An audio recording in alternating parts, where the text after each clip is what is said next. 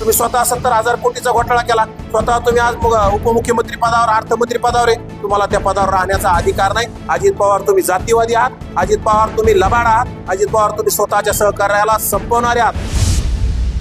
अजित पवारांना आम्ही जशाच तसं उत्तर येणाऱ्या काळात देऊ. अजित पवार हा जातीवादी आमच्या ओबीसी समाजाला आम्ही सांगत राहू आणि येणाऱ्या काळात जर असं ओबीसी समाजाच्या नेत्याला संपवण्याचं काम जर अजित पवार करत असतील तर आम्हाला हे मान्य नाही. आम्ही अजित पवारांना सुद्धा संपवण्यासाठी सातत्यानं प्रयत्न करत राहू. कारण की धनंजय मुंडे सारखा कर्तृत्ववान नेता ज्यांनी शरद पवारांना सोडून अजित पवारांना साथ दिली, पडत्या काळात अजित पवारांना साथ दिली, त्या धनंजय मुंडेला संपवण्यासाठी अजित पवारांनी अंधारातून प्रयत्न केल्यासारखा प्रकारे.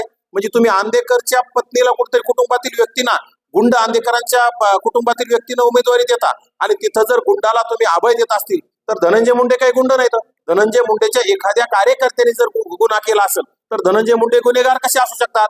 त्यामुळं तुम्ही आपला तो बाबू आणि लोकांचं कार्ट ही भूमिका तुम्ही आता बंद केली पाहिजे. स्वतःच्या मुलाने 1800 कोटीची संपत्ती फक्त 500 रुपयाच्या स्टॅम्पवर घेण्याचा कार्यक्रम केला, त्यामध्ये सुद्धा तुम्ही क्लीन चिट दिली. तुम्ही स्वतः 70,000 कोटीचा घोटाळा केला, स्वतः तुम्ही आज उपमुख्यमंत्री पदावर, अर्थमंत्री पदावर आहे, तुम्हाला त्या पदावर राहण्याचा अधिकार नाही. अजित पवार तुम्ही जातीवादी आहात, अजित पवार तुम्ही लबाड आहात, अजित पवार तुम्ही स्वतःच्या सहकार्याला संपवणारे आहात. त्यामुळे सगळ्या राष्ट्रवादीतील सहकार्य सुद्धा अजित पवारांचा येणाऱ्या काळात विचार केला पाहिजे.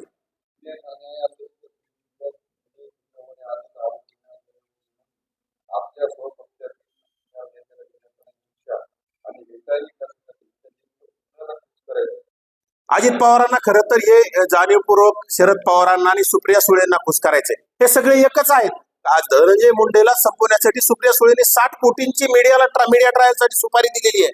आम्ही वारंवार सांगतो सुप्रिया सुळे अतिशय ओबीसी द्वेष्टी आहेत आणि सुप्रिया सुळेंचे वडील शरद पवार सुद्धा हे ओबीसी द्वेष्टी आहेत. फक्त आतापर्यंत फुले शाहू आंबेडकरांच्या विचारांची म्हणत ओबीसींना फसवण्याचं काम केलं, परंतु आता हे सगळं उघडं पडलेलं आहे, सगळ्यांना कळायला लागलंय.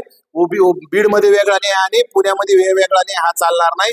सुप्रिया सुळेंना, शरद पवारांना खुश करण्यासाठी अजित पवारांनी हे केलेला कार्यक्रम आहे आणि यामधून सर्व ओबीसीने आता बोध घेतला पाहिजे. धनंजय मुंडेला संपवण्यासाठी ज्यांनी प्रयत्न केले, भुजबळ साहेबांना संपवण्यासाठी ज्यांनी प्रयत्न केले, यांना येणाऱ्या काळात आपण जशात तसं उत्तर दिलं पाहिजे.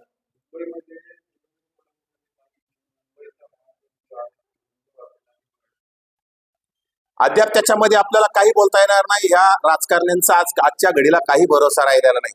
उद्या हिंदू म्हणतील आणि एखादा उत्तर भारतीय महाराष्ट्राच्या बोकांडीवर आणून बसवतील, हे काही सांगता येत नाही. कारण की राजकारणामध्ये फार खिचडी झालेली आहे. कोण कोणासोबत आहे, कोण कोणासोबत नाही, हे तळाला मेळ राहिलेला नाही. कोणाकोणाची सोबत युती म्हणजे आता फार अभद्र युत्या झालेल्या आहेत. त्यामुळं अद्याप तरी काय कसं कौल महाराष्ट्रातील जनता आणि मुंबईतील जनता त्या कुणाला कौल देते त्यावर महापौर ठरले जाईल.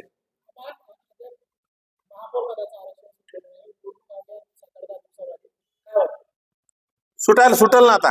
महापौर पदाचं आरक्षण ज्याच्या त्याच्या सोयीनुसार सोडण्यासाठी केलेलं हा नियोजन असू शकतं. कारण की आत्ताच जर केलं तर मग त्यामध्ये ओबीसी असेल, एससी असेल, एसटी असेल, मुस्लिम असेल याचा विचार करेल आणि सत्तेच्या विरोधात कौल देईल. म्हणून कुठतरी आत्ताच हे सोडत करायची नाही आणि नंतर मग एक बार मतपेटीत हे सगळे उमेदवार बंद झाल्याच्या नंतर त्यांना ज्याला महापौर करायचंय तशा पद्धतीने त्याच्या कुठल्या कॅटेगरीचा आहे तशा पद्धतीने आरक्षणाची सोडत होईल आणि नक्कीच त्यांच्या कार्यकर्त्याला कसा न्याय देता येईल त्याचा त्यांचा प्रयत्न आहे.